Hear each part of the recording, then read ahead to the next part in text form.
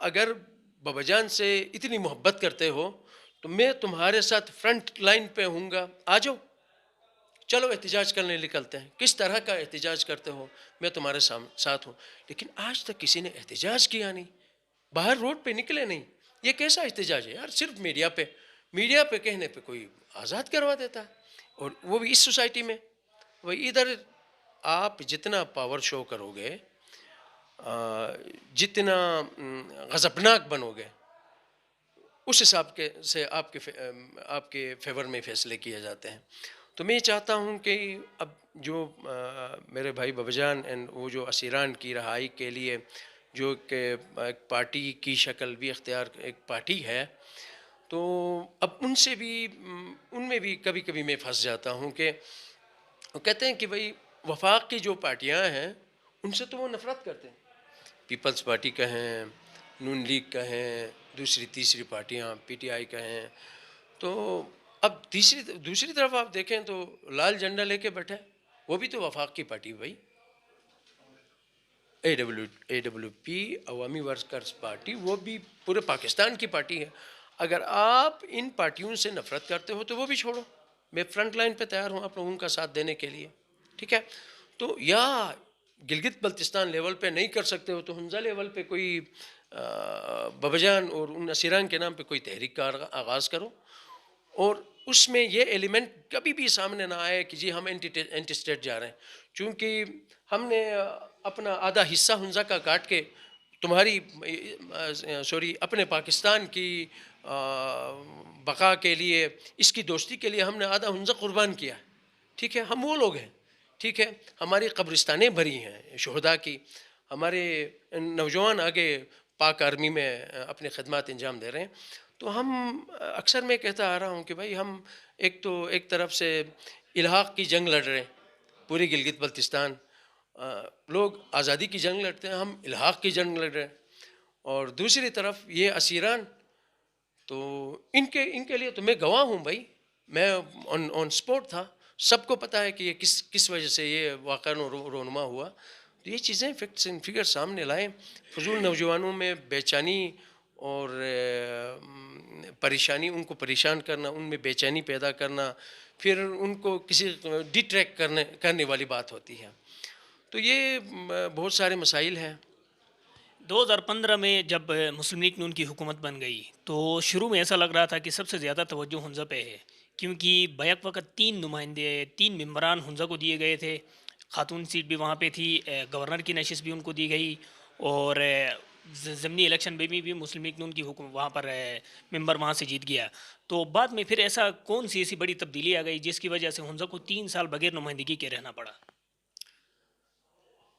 یار ان میں ایک اکڑ ہے، میر فیملی میں ایک اکڑ ہے، چونکہ یہ وراثتی موارثی طور پہ ان پہ داخل ہو چکا ہے کہ عام جنتا کو کچھ نہیں سمجھتے.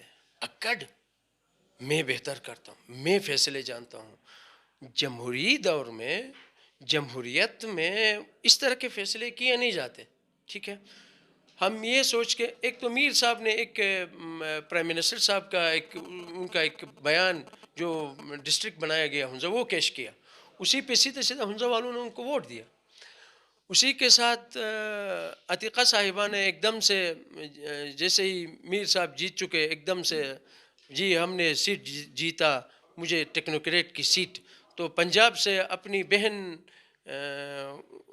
کے لیے تحفہ انہوں نے دیا، ٹیکنوکریٹ کی سیٹ تحفہ دیا نا، ورنہ خاتون اور تیار تھی. گجال سے ووٹ انہوں نے ٹیکنوکریٹ کی سیٹ دینے کی لالچ پہ ادھر سے انہوں نے ووٹ لیا تھا، ان کو تو انہوں نے ریجیکٹ کیا. اور پھر سلیم صاحب جب آستین چڑھا کے سامنے آئے تو ہمیں لگا کہ بھائی یہ بلا کا لیڈر ہے، یہ بلا کا لیڈر ہے. لیکن جب جیت کے سامنے آیا تو یار ہم دیکھیں، اسمبلی میں نگر والوں کو میں آفرین پیش کرتا ہوں کہ جاوید صاحب جب جیت کے آئے تو جس طرح سے انہوں نے دبنگ انٹری ماری، ہم بھی سوچ رہے تھے کہ بھائی اس طرح کی کوئی دبنگ انٹری مارے. کدھر سے سلیم صاحب حنزہ 1 2 3 4 5 اور 1 2 3 4 5 ہو کے گلگت کا ایک چکر لگا کے آ کے ان بھی ہو چکے ہیں. کارکنوں کو پتہ ہی نہیں. اسی وقت مجھے اندازہ ہوا کہ بھائی ہم نے بہت ہی غلط فیصلہ لیا ہے، لیکن وہ فیصلہ ہونا بھی تھا. اب لوگوں نے مجبوراً ووٹ دیا اسے. 2 بار جب ان کی پوزیشن نہیں بن رہی تھی، 2 بار الیکشن ڈیلے کروا کے، یار ہم پتہ نہیں ہم نے کیا کیا کیا بولا. آئندہ انتخابات میں جو آمدہ انتخابات ہے، آپ کا کیا خیال ہے کہ کس بنیاد پہ ہنزا کا ووٹ کس بنیاد پہ پڑے گا؟ کبھی جیسے 2015 میں ضلع کی بنیاد پہ پڑا، اس کے علاوہ اسیران ہنزا کے نام پہ ووٹ پڑا، 2020 کے الیکشن میں ووٹ کس بنیاد پہ پڑے گا؟ میرے خیال سے سر، ہنزا والوں کو بڑا سوچنا پڑے گا، بہت غور سے، بہت سوچ کے اپنی مطلب وابستگیاں ایک ذرا سائڈ پہ رکھ کے، سیاسی ہوں، اچھا نسلی ہوں، مذہبی ہوں، تمام تر وابستگیاں ادھر ادھر سائڈ پہ رکھیں، سب کو سنیں، ان کا بیک گراؤنڈ دیکھیں. بیک گراؤنڈ دیکھ کے، اب چونکہ سارے میکزیمم یار 99% اگر ایجوکیٹڈ معاشرہ ہے تو ان میں سمجھ بھی آنی چاہیے نا کہ بھائی بندہ کون کام کا ہے. ٹھیک ہے، ایک تو یہ ہے کہ یہ ریٹائر حضرات ذرا ریٹائرمنٹ کی زندگی گزاریں. خدا را یار ریٹائر کرنے کا ایک مقصد ہوتا ہے کہ بھائی ان میں کیپیسٹی ختم ہو چکی ہے، اب ریٹائر ہو کے پولیٹکس میں آ رہے ہیں. بھائی تم پینشن لے رہے ہو، تم نے ایک بہترین تنخواہ لی ہے، اچھا مراعات لے رہے ہو، اب آ کے ادھر ان 4 پیسوں کو لے کے سیاست میں آنا چاہتے ہو اور یہ کیش کرنا چاہتے ہو. یہ تمہارا کام نہیں ہے ریٹائر لوگوں کا. یہ کام ہے گراؤنڈ پولیٹکس سے جو آئے ہیں، اسٹریٹ پولیٹکس سے جو آئے ہیں، جو پولیٹکس سمجھ کے آئے ہیں، جو ڈیولپمنٹ کو سمجھتے ہیں، جو یوتھ کی مجبوری کو سمجھتے ہیں، جو سوسائٹی کے پرابلمز کو سمجھتے ہیں. یہ ان کی ذمہ داری ہے.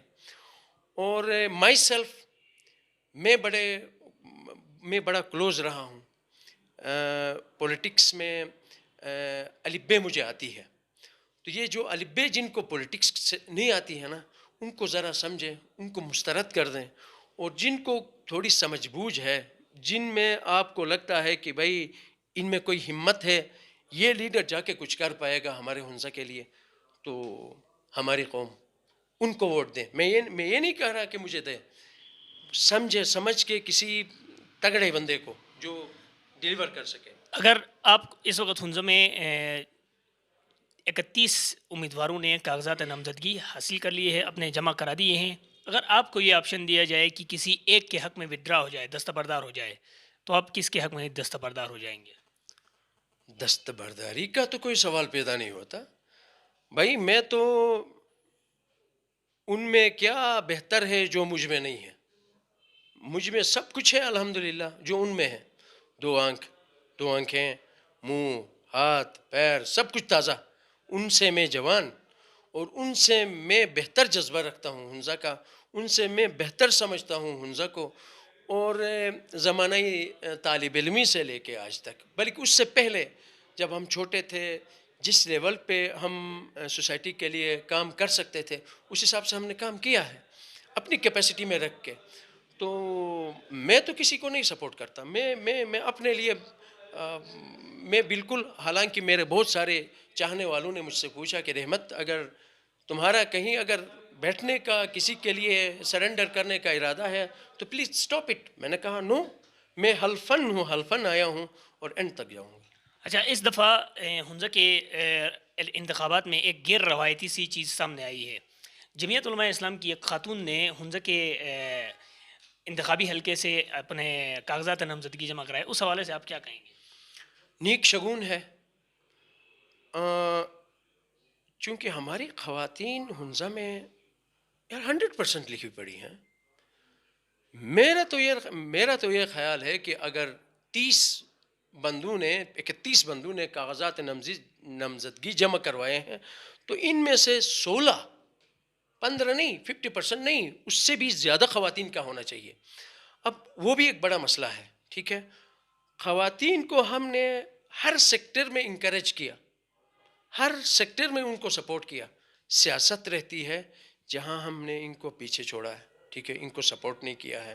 میرا بھی خیال تھا کہ کسی خاتون کو ہم سامنے لائیں، لیکن اب سامنے جو سچویشن تھی، جو حالات تھے، اس طرح کے نہیں تھے. تو میرے سپورٹرز نے بھی کہا کہ بھئی نہیں بھائی آپ خود یہ سامنے آ جائیں. تو نیک شگون ہے، ہماری جو بہن آئی ہیں تو ہم کوشش کریں گے کہ ایٹ لیسٹ مطلب ان کو کچھ زیادہ سپورٹ نہیں ہوتا ہے تو ان کو تھوڑا سا سرخرو ہونا پڑے. ٹھیک ہے، ہمیں خوشی ہے، ہمیں خوشی ہے. بہت بہت شکریہ رحمت علی صاحب کی گفتگو آپ نے سن لی، حنزہ کے مسائل آپ نے دیکھ لیے، اور گلگت بلتستان کے انتخابات کے لیے جو رحمت علی صاحب کی تیاری ہے اپنی، اور حنزہ کے مسائل ہے وہ آپ کے سامنے رہے. اپنے فیڈ بیک سے اور رحمت علی صاحب کے خیالات کے متعلق اپنے خیالات سے بھی ضرور آگاہ کیجیے. اللہ حافظ.